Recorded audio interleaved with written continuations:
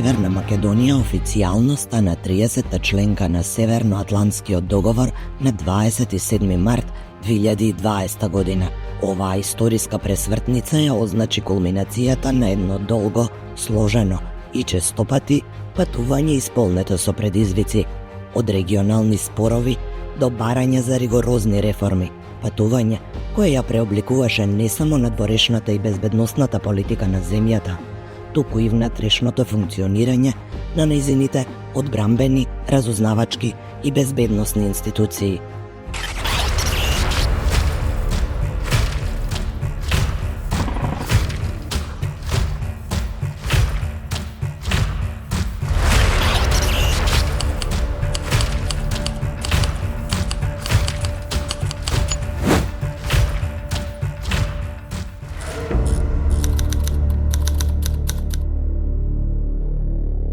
Во една реченица, ако треба да го опишеме, јас ќе кажам дека тој пат беше многу долг, предизвикувачки, со многу предизвици, се разбира со многу исчекувања, но на крајот со силна политичка волја и одличност и на политичкиот естаблишмент, меѓутоа и на граѓаните, конечно се случи.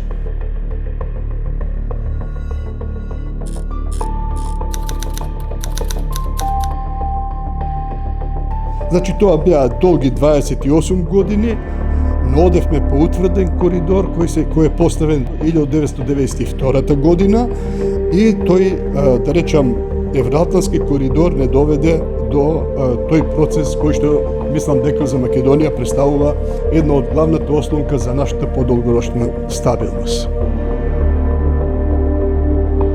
Како главна пречка, јас би го споменала проблемот или прашањето, отвореното прашање со Република Грција, која го имавме долги години, која беше наша пречка за влез во НАТО алијансата, но истовремено во државата се случуваа и други општествени процеси кои на моменти го правеа тој пат, да кажам, односно таа цел, многу далечна или многу оддалечена од нас.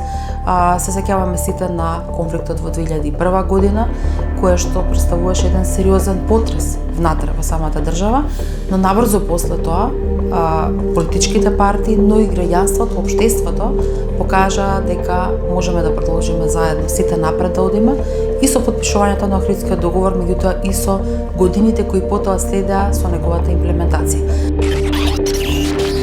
Аспирациите за членство во НАТО значеа и трансформација на разузнавачко-безбедносната заедница. Тоа значеше исполнување на строги критериуми поврзани со професионализмот, отчетноста и интероперабилноста.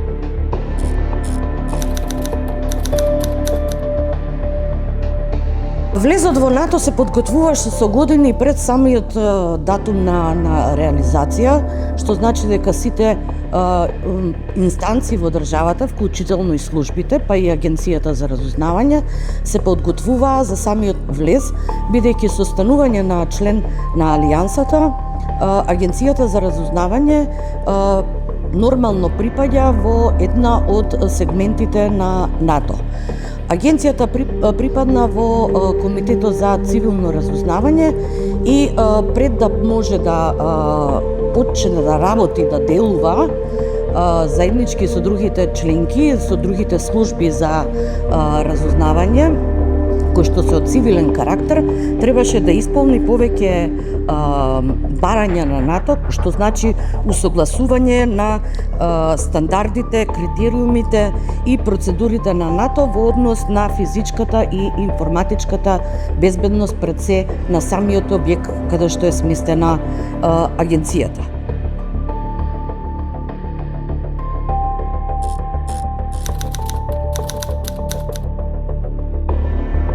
Во дадениот геополитички контекст, овие реформи имаат и текако значаен карактер, особено заради тоа и значајна улога, особено заради тоа што истите пред се го нивелираат балансот помеѓу заштита на човековите права и заштита на националната безбедност. Мислам дека самото тоа што се големи бројот на и начинот на комуникација помеѓу припадниците на нашите безбедносно разузнавачки служби и партнерските, меѓутоа и генерално на ниво на НАТО. Мислам дека тоа е еден позитивен би рекла исчекор, но исто така и воведување на правила и процедури внатре во самите служби овде кај нас, го значително го подобри нивното функционирање. Агенцијата за разузнавање доби голем придонес и многу поинаков увид во принципот и во самиот процес на разузнавање со самото членство во НАТО, бидејќи сета работа се издигна на едно поинакво и повисоко ниво. Прво, самиот систем на класификација и самиот начин и пристап до класифицираните информации требаше и се води ден денеска по принципите на НАТО, значи посебни проверки, посебни доделувања на безбедносни сертификати, за да можат задолжените лица да имаат пристап до информациите кои што НАТО ги споделува широм службите низ Алијансата, кај земјите членки на Алијансата.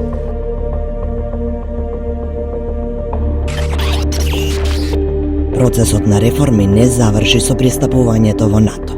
Напротив, членството ги забрза понатамошните институционални промени. Започна процес на заемно учење, како и справување со понатамошни предизвици во поглед на имплементацијата на НАТО стандардите.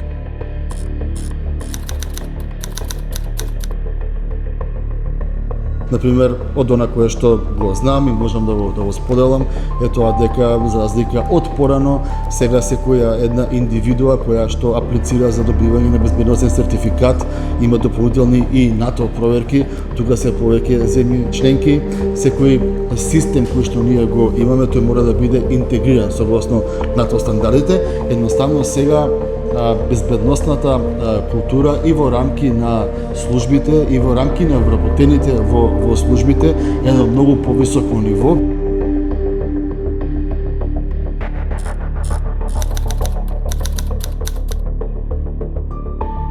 Исто така, еден од стандардите на НАТО е и деполитизацијата и професионализацијата на вработените во овие институции, но за жал во последната година дена гледаме еден упад на политичките партии во безбедносно-разузнавачкиот сектор кој едноставно не се совпаѓа целосно со стандардите на НАТО.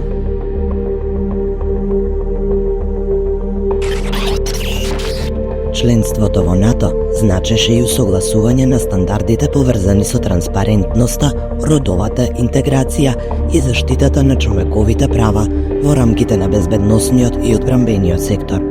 Иако пристапот до класифицирани информации останува ограничен, според нашите соговорници, просторот за јавна дебата, истражувачко новинарство и институционална одговорност е значително проширен, а легитимитетот на демократскиот надзор од страна на независните актери сега е на потврсти основи.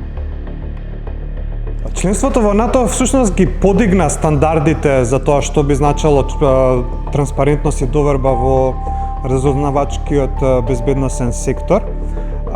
Особено стандардите за заштита на човековите права и приватноста, професионалните стандарди и соработката со јавноста и другите институции.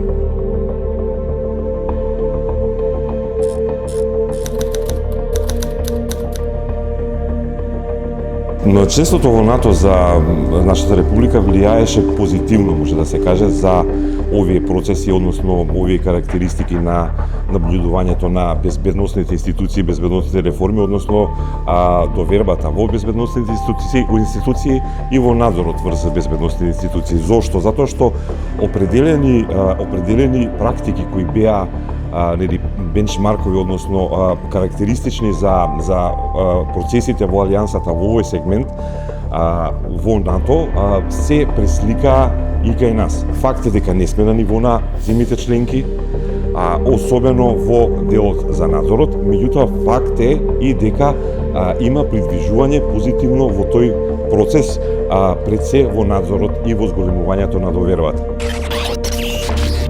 Како членка на НАТО, Северна Македонија е дел од колектив изграден врз поделени демократски вредности, соработка и заемна одговорност. Членството носи и права и обврски, се согласуваат нашите соговорници. Ние сме во НАТО партнери, се разбира дека оние држави кои што се основачи на НАТО, оние огромни сили, тука пред се мислат на Соединетите американски држави, на Велика Британија, Франција и така натаму, тие веќе имаат воспоставено една пракса на демократија, една пракса на управување во своите држави, една пракса на помагање помеѓу себе и економско и културно и секаков вид, и ние од тоа навистина многу учиме овие години. Република Северна Македонија како држава или како членка на НАТО има капацитет да полноправно дава придонес во зановувањето, ажурирањето на стандардите, процедурите и на политиките кои што НАТО ги има во доменот на заканите, со цел да ја оствари основната мисија или мисијата која што се потпира на трите столба, тоа е колективната самоодбрана како примарен, понатаму кооперативната безбедност и секако кризниот менеджмент кој што НАТО го има зацртано во неговиот стратешки концепт. Во тој дел двојна е, би рекол, улогата на Македонија, а тоа значи дека не само дека треба да дава придонес, туку мора и да се адаптира, односно да ги прифаќа стандардите кои што НАТО ги има воспоставени.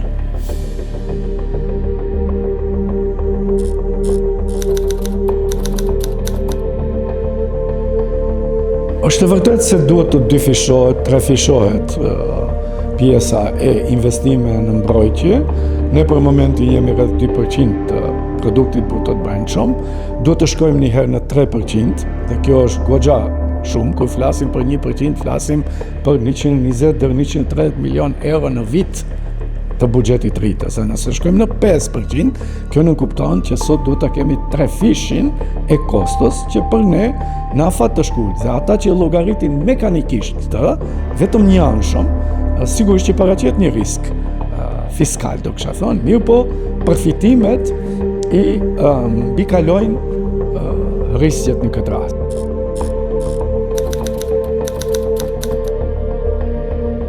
Po Maqedonia nuk e ka ndonjë forcë politike ushtarake pra që të ketë shumë ndikim në NATO. Mirë po vetë fakti që ka të drejtën e vetos, sikur edhe shteti më i fortë në NATO, SBA ose Turqia ose Britania e Madhe, për interese të ndryshme nëse ato cenohen dhe dëmtojnë shtetin siç është Maqedonia antare e NATO-s. Në ana tjetër, ndikimi për momentin ose në këtë kohë, neve patjetër duhet ta përmendim se kemi njeriun e dytë në udhëheqësitë e NATO-s, domethënë shoqërisë ka është dhe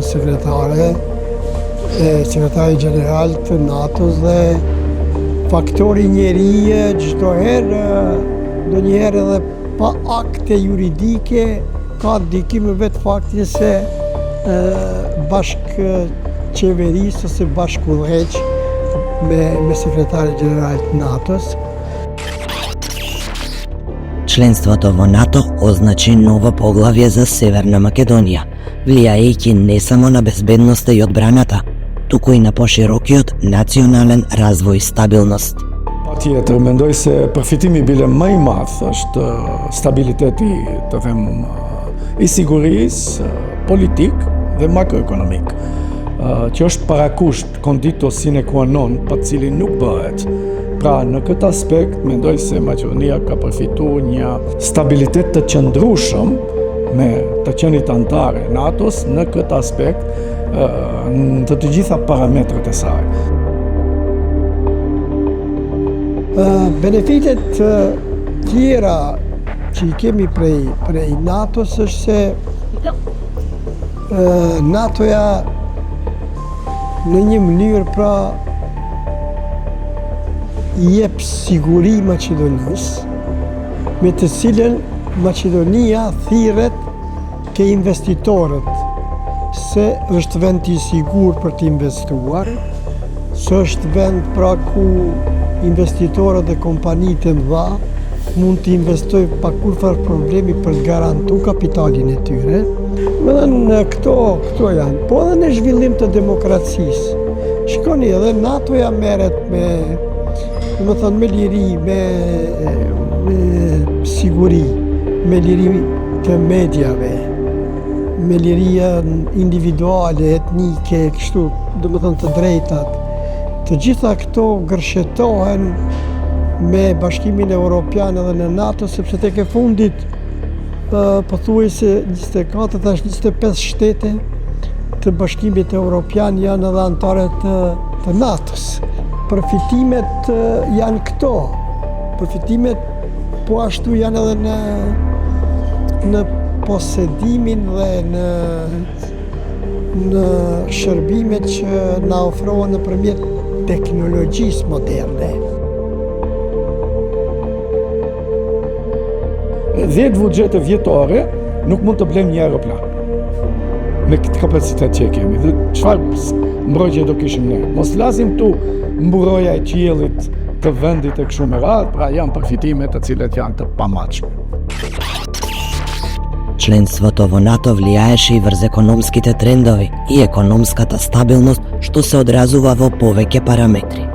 Nëse do marrim të analizojmë empirikisht çka ka ndodhur deri në 2020 dhe kthesa me antarësimin në NATO në vitin 2020, 2020-2023, Maqedonia ka realizuar 2.1 miliard euro investime të UE direkte, bile edhe në periudhë të Covidit, që nënkupton edhe ato kryesisht nga vendet të them perëndimore antare të NATO-s, përfshi këtu edhe investimet nga BE-ja, po njëkohësisht edhe Turqia dhe SBA pjesërisht. Mirë po edhe një parametër tjetër që flet, që është i pakontestueshëm, nëse do shikojmë rritjen ekonomike të Maqedonisë për 2 dekada më parë, deri në 2020, mesatarisht rezulton të jetë 2.1% e GDP-s apo produktit brut të brendshëm. Ndërkohë që në vitin 2020 deri në 2023-4, rritja shkoi në 2.8 deri në 3% në vit. Dhe një parametër tjetër shumë bindës është se 80% e eksportit të Maqedonisë është orientuar të vendet antare të NATO-s, ku dominojnë, kuptohet, BE-ja me 65%, por edhe 20% në vendet jashtë BE-s, si Turqia për shembull, si SBA, të cilët nuk janë në BE, por janë antare të NATO-s. Членството во НАТО гарантира безбедност и преку зајакнување на војните капацитети на државите членки, не само за конвенционална одбрана, туку и за справување со современи и неконвенционални закани. Многу често, можам да кажам, додека бев министерка за одбрана, а верувам дека тоа е и сега случај, особено Министерството за одбрана има различни видови на вежби и тие не се само класични воени вежби кои многу често знаеме да ги видиме на полигонот Кривола, туку тоа се и вежби кои се спроведуваат помеѓу тимовите, смешани тимови од нашата земја, дали било со една или повеќе држави од Алијансата или со тимови кои доаѓаат директно од Брисел, преку кои практично се тестираат на некој начин способностите на државата да одговори за различен вид на закани. Како што реков, во денешно време не е само физичката безбедност во прашање или она класична употреба на воена сила, би рекла, туку за жал денеска веќе се прибегнува кон хибридни видови на закани кои понекогаш се невидливи, но се подеднак поопасни како и оние првите.